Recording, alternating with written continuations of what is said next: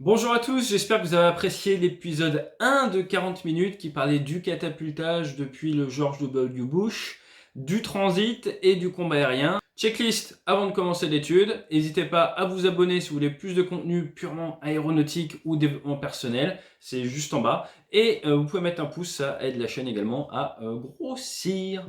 Jingle. On se retrouve dans notre avion. On est donc NOSA, navigateur officier système d'armes, ou WISO, WSO, comme on dit dans l'armée américaine, Weapon System Officer, en place arrière d'un Super Hornet. Après avoir fait de la sweep, après avoir nettoyé l'espace aérien, on passe maintenant en appui des A-10. A-10 dont je parle dans ma vidéo sur le Close Air Support, qui est l'avion par excellence de l'US Air Force. Là, nous, on vient d'un porte-avions. L'US Air Force, elle vient d'une base. Donc on n'est pas parti du même endroit. On va les appuyer, on va faire le rôle de FAC-A, Forward Air Controller, A pour Airborne. Un Forward Air Controller, vous pouvez les appeler JTAC, c'est différentes spécialités, mais pour faire simple, ce sont des troupes au sol qui coordonnent les moyens aériens, que ce soit du drone ou de l'avion, et qui commandent les frappes. Et un FAC-A est lui situé dans un avion. En France, ça peut être dans un Atlantique 2, ça peut être à l'arrière d'un Mirage 2000D, ça peut être à l'arrière d'un Rafale biplace. Aux États-Unis, c'est à l'arrière d'un F-18, mais ça peut être également à l'avant. J'ai des amis qui étaient FAC-A dans l'US Navy, qui étaient pilotes. Allez, on regarde tout ça.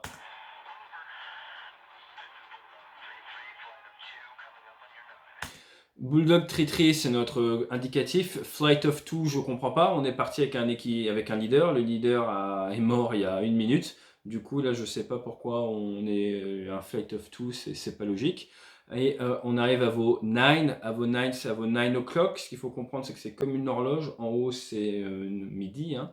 À 3 heures, c'est 3 heures, 6 heures et 9 heures. Là, on est en train d'arriver clairement derrière un A10, donc on n'arrive pas du tout à c'est 9h, at your c'est à vos, là c'est à tes 7h, pas à tes 9h. S'il parlait au A10 qui est à côté, mais en plus ça serait à nos 5h. Ce qui est intéressant, c'est de voir qu'il y a d'autres aéronefs qui traînent, qu'on veut s'assurer que c'est des alliés, tout ça, mais bon, là, ça n'a pas l'air d'être un souci. Ok, les explosions autour, alors ça c'est très old school, c'est plutôt Seconde Guerre mondiale ou guerre du Vietnam, c'est de l'artillerie anti-aérienne, on va dire, de base. Il y a en gros ce genre de défense, ou alors il y a des SAM, des missiles dont ils vont parler, Surface to Air Missile. We're getting multiple SAM signals venant de l'aéroport, c'est-à-dire qu'ils reçoivent des ondes électromagnétiques qui proviennent de radars, de systèmes solaires, de missiles.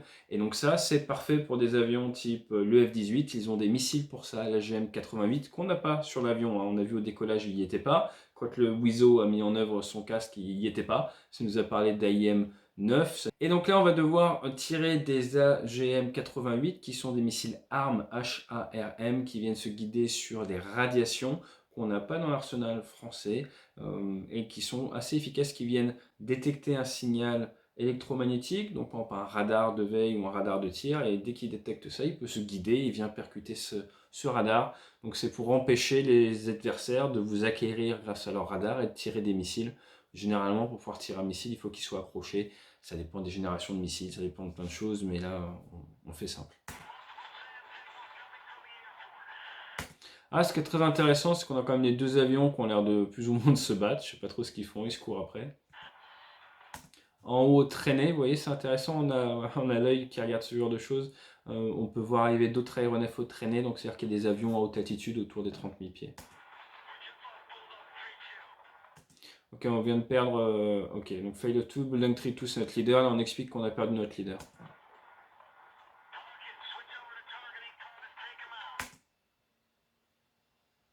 Eh ben, on a perdu un à 10.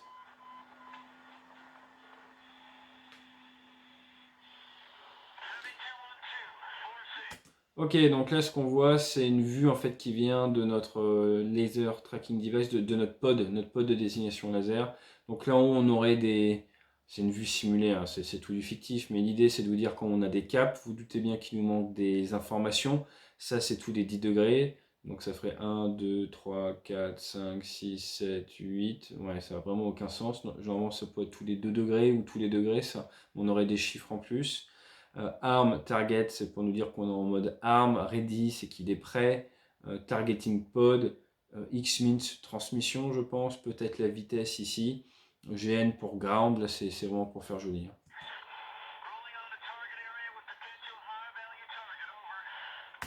3.8, ça serait les distances. Et une HVT, High Value Target, c'est une cible prioritaire, une cible de haute valeur.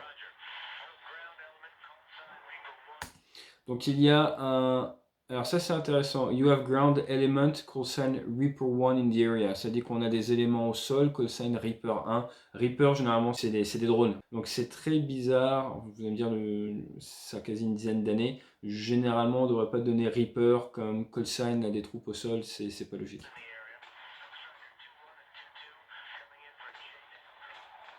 Des JDAM sont des bombes, on va dire, plus classiques, généralement guidées GPS.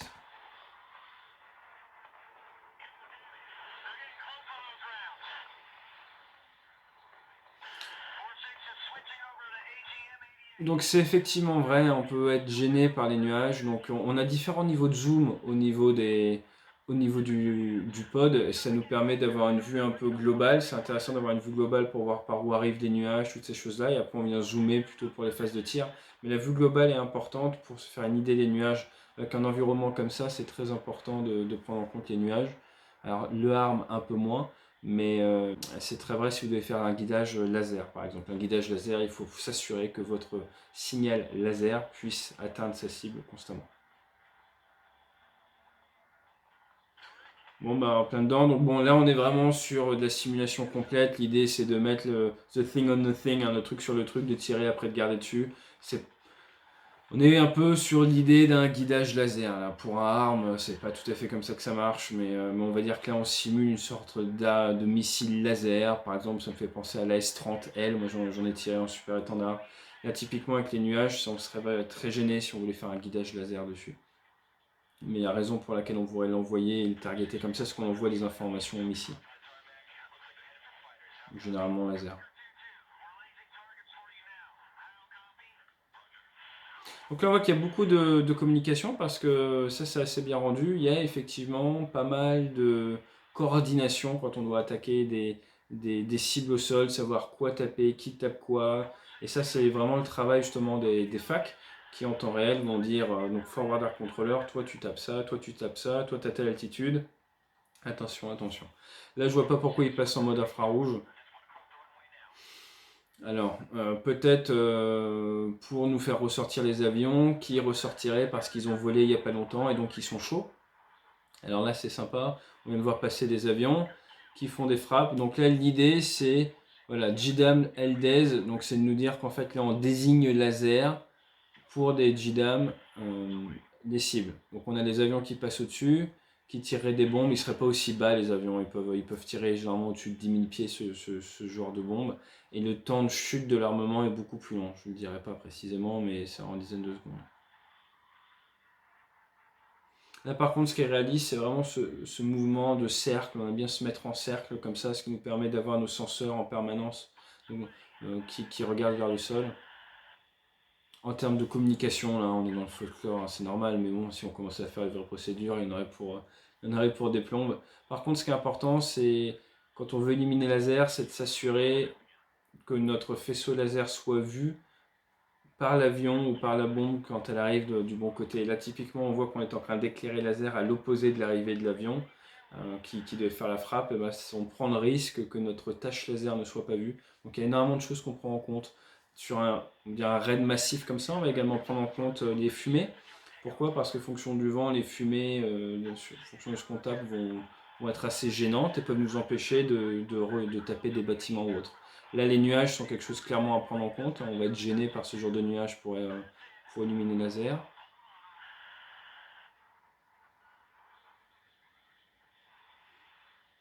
Hop là. On dirait que ça fait réfléchir le camarade derrière. Ah, ils sont courageux hein, de sortir comme ça. Puis devant, vous voyez, alors ça c'est sympa parce qu'on voit effectivement qu'il y a de la fumée devant qui vient de gêner. Alors on peut tirer hein, et guider laser sur une cible mouvante, c'est possible. mais c'est pas secret. Donc là, ce qui pourrait être intéressant, c'est de zoomer out, de ressortir pour se faire un peu une idée.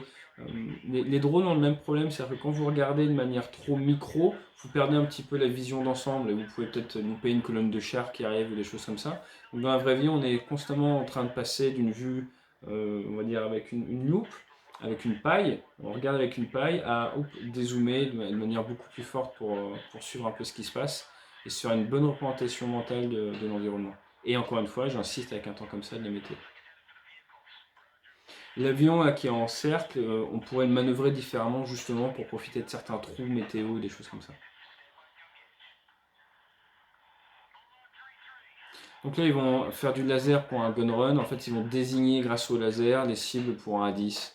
Ce que vous pouvez voir dans plein de films. Quand on dit clear to engage, ça c'est pas la phraseologie qu'on utilise, on dirait cleared hot, tu es autorisé hot, tu es autorisé à mettre en œuvre de l'armement.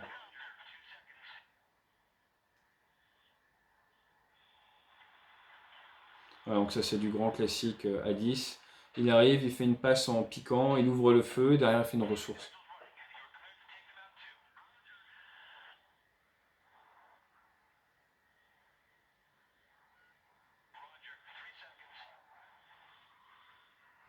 Ok, donc là on voit qu'on passe en mode casse à 10, donc là on est là pour essayer d'aider les A10 à faire leur travail.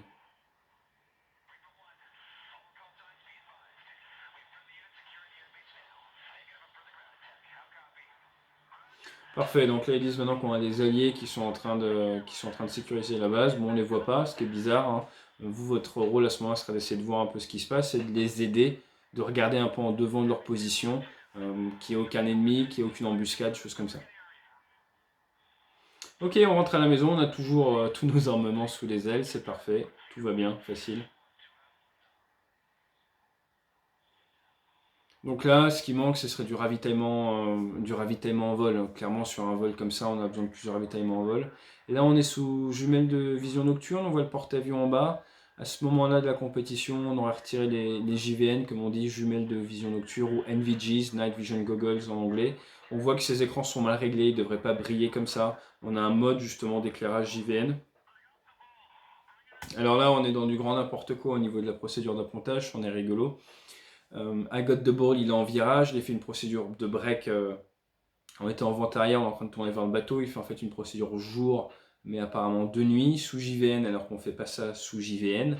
Et ils essayent de se rapprocher un petit peu à la phraséologie, mais là on est beaucoup trop tôt pour pouvoir coller le ball qui est notre référence à l'appontage. Je vous laisse regarder mes vidéos sur l'appontage.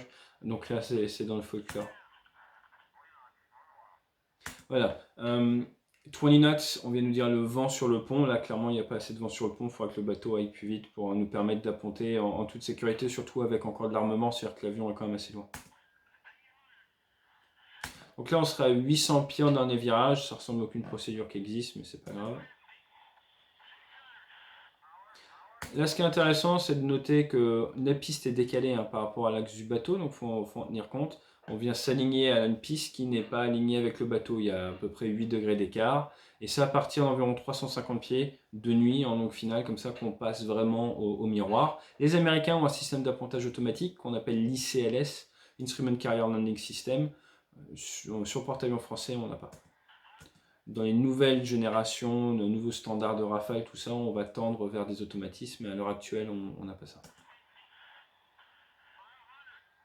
Là, en termes d'alignement, on voit qu'on est trop à gauche, on est trop aligné à gauche, et en termes de plan, on est beaucoup trop bas. Si vous dites que ça c'est le bateau, et que vous devez arriver avec un certain plan, à terre c'est 3 degrés, bah nous en mer c'est un peu plus, pourquoi? Parce que notre piste bouge, et du coup si vous avez de la mer, vous avez l'arrière qui se lève, et vous voulez arriver avec un angle plus fort, parce que si l'arrière se lève, vous ne voulez pas finir dans ce qu'on appelle l'arrondi.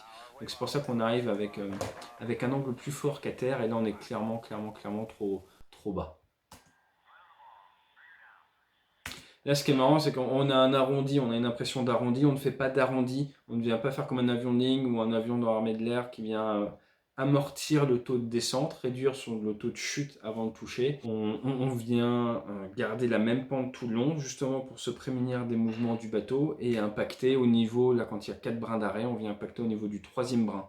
Ce qu'on utilise pour ça, c'est l'aide au niveau de l'optique d'appontage qui est sur le côté, et la voix qu'on entend au début, c'est un contrôleur qui nous fait un CCA, Carrier Control Approach, une approche contrôlée depuis le bateau, qui vient nous guider en azimut, mais pas en altitude à cause des mouvements du bateau. L'altitude est à notre charge. Et après, une fois qu'on passe les 350 pieds, on est en contact avec les LSO, Landing Signal Officers, les officiers d'appontage en français, qui sont des experts de la sécurité et qui sont très très habitués à voir la trajectoire des avions et qui viennent anticiper les problèmes et nous aider en toute sécurité à nous poser sur le bateau. Donc c'est un vrai travail d'équipe. Sans compter tout le personnel de pont qui après va nous permettre de nous déplacer sur le pont de nuit. Nous on ne voit rien en tant que pilote. Tout le personnel qui met en œuvre le bâtiment, toutes les personnes qui gèrent les presses hydrauliques, qui viennent freiner les avions avec les brins d'arrêt, c'est des brins en métal. Donc c'est un vrai travail d'équipe de pouvoir revenir sur le bateau. Voilà, donc là on a tapé très près, je pense qu'ils ont vu trop de vidéos de l'armée de l'air.